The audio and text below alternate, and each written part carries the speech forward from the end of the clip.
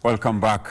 That was a short commercial break, and of course we've started the countdown, giving you the did you know facts around the CHAN championships, also giving you updates of what's happening. Remember, the ELCON also happening in Morocco. We are keeping an eye, and of course, as your true sports partner, you can always count on us. I love to talk about from a CHAN point of view, but as we talk about football, a lot has been happening. Let's focus on the youngsters, and when we mention the youngsters, we are talking about the Kenya Secondary School Sports Association games. A lot to talk about. Normally very, very fierce rivalry happens between, and you can count the number of times that this goes down to the wire up to the last minute. Lots of appeals here and there, with some of the teams not content with the results. Some, of course, are not content with the players that are taking part. But a lot to talk about from the Kenya Secondary School ball games. It's going down this weekend with the Nyanza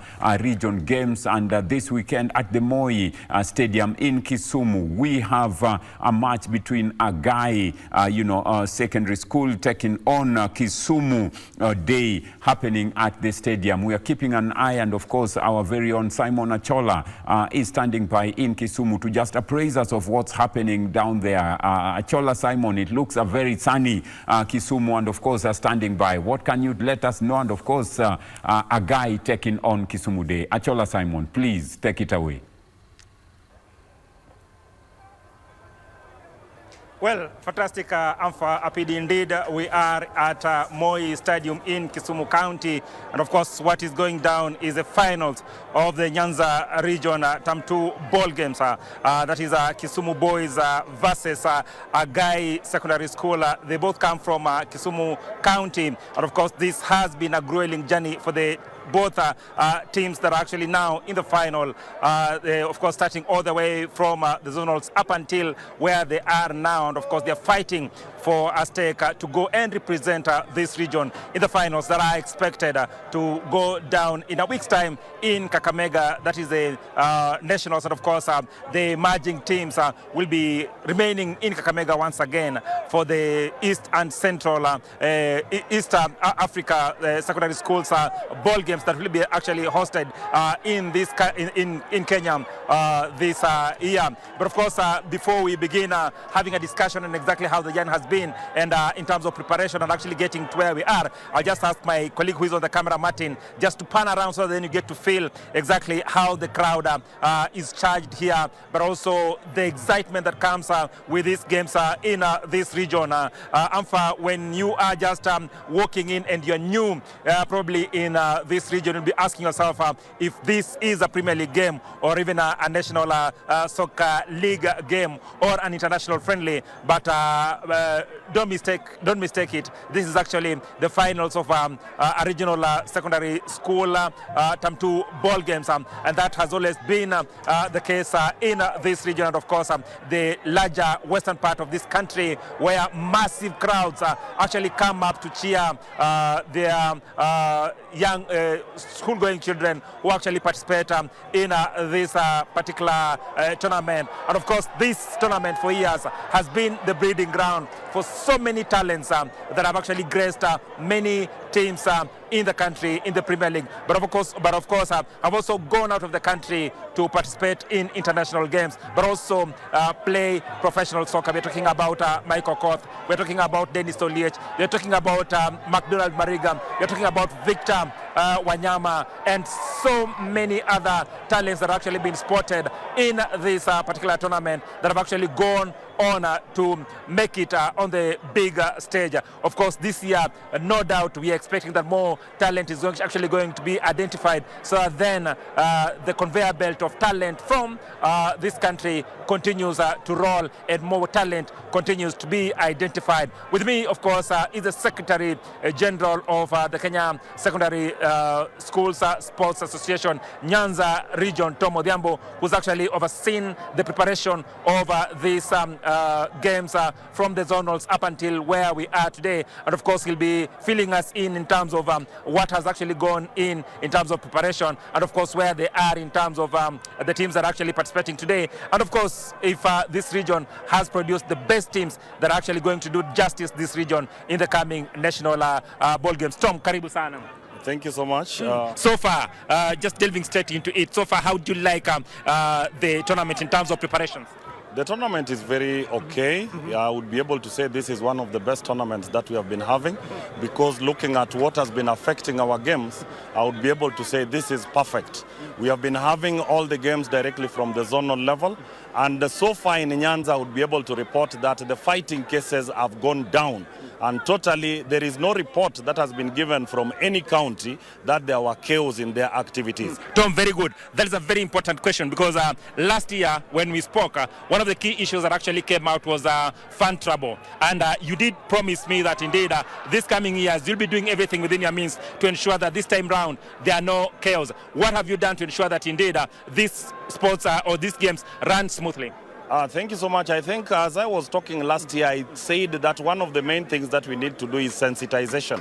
If we sensitize people around the games of the students, they would be able to realize and recognize that these are their students and they should not be able to get involved in the students' games. This is an opportunity for the students so that they can be able to showcase their talent. And so we sensitize the people of Nyanza. We told them there are very many things that can happen to a team. A student that would have been spotted up may not be spotted because of the chaos that were taking place in these activities. But for now, apart from sensitization, I think you can be able to see around. We have policemen around, and at the same time, we have been able to talk to the people around who are also assisting us. I don't know, maybe we normally call them the bouncers, but I think the people who know the area well, if you talk to them well, they can be able to take the security of that particular region. We have very many security. Some of them are plain clothes, some of them are in police uniform, and we believe in Nyanza, we normally can be able to take care of ourselves if we talk to the people, and that is what we did. One of the most impressive things that you guys have also done is the fact that explosive games have actually been moved away from areas that you'd think that can actually cause trouble. Thank you. You have been able to see that most of the games that we are bringing out are games that are explosive. Look at the multitude that we are having today. This tells you that we could not be able to manage this in a school. And that is why we are saying that if possible, most of the games of the KSSA, particularly for the security of students, should be done in the stadia. And we are so happy and we are grateful to the Kisumu County because they offered us these stadias from Wednesday, and we have been using it for the explosive matches. The matches that we believe that are not explosive, we have been taking them down in school and they have gone well. We have not had any case up to now. Talents on show. This, of course, has been a conveyor belt for very many teams in the country. Looking at this year's games, do you feel that we've actually exhibited enough talent to actually give us hope as we go into the national games? There is proper preparation with every team. I would be able to say it is difficult for everybody. Passing one level to the other, you have to pray to God. At the same time, you have to put each and everything that you have down so that all the technical advice you give to your students, if they use it correctly, they were able to pass through. If they did not use it correctly, you'd find one way or the other, somebody is better than you. Good teams are coming in these particular national games that we are going to have. So contentious are these games that we are finding that teams are actually indulging in cheating. And one of the things that you've told me that you've actually done is to follow closely the educational portal, where you actually identify players and those that are actually over age are not supposed to participate in this game. A number of teams have actually been banned. Take us through. I would be able to say that in Nyanza we are very happy because we did this thing directly from the ground. We had what is called public participation. We did this whereby we paraded all the students who are taking part in this particular activity, and we paraded each and every team in all the activities that we had. We had basketball 3-on-3, we had soccer, we had volleyball, we had table tennis and the racket games, we had rugby. All these students were paraded, and through the public we were able to ask if there is anybody who would not be able to take part in this activity. We vetted the teams, we removed the students that had issues, and I believe so far those who have remained are clean students. As at now, we have not received anything because we use public participation. Then we went for personal identification, where the documents that you deliver, a student would be able to go through the documents vis-a-vis the official and tell us whether you are the right student. Those who could not be able to talk about, to know their parents, we knew automatically that they were cheating, and so we removed them from this. 3, we also went through the portal and we used the ICT, where we were able to check on the information of the student from the data that is given to us by the NEMIS and the data that is there in the portal, plus the data that is there for KCSE. So bringing down all the 3 items, I believe that we tried our best. And you know, man is man, and we can be able not to be able to be perfect. But I want to say and report that in Nyanza, we have tried the much that we can. But particularly the public participation is one of the best. Bring out the team, bring out the students, let people tell you what they know about that team. Thank you. Fantastic. In conclusion, looking at the talent on show, do you have a chance in the regionals? At the nationals, I believe we have a chance. It is going to be very competitive, but I believe one of the teams that are always being checked is Nyanza. So we are not going to disappoint. The team that we are going to bring is a team of students. So we believe we are also going to play students from other places, because if they didn't go through the main process, we may be playing people who are not students, and that is giving them the advantage. But to me, I want to say in Nyanza, we have brought students, and our students that are going to compete at the nationals are real students with good talent, and I believe very well. I want to thank Kenya Academy of Sports, because we are also going through the talent search with them, and the coaches are here, and they are able to select the talent in Nyanza. I believe through that we can be able to bring a lot of change in this country. And the people or students who are selected to the next level would be very good students with true documents that can be able to take them even far out of this country. Apart from Kenya Academy Sports, which other scouts are actually here? I believe that there are very many scouts. People have now started, and you know we have very many leagues. Coaches are coming, they are talking to students. Some of the students are already taken by some teams.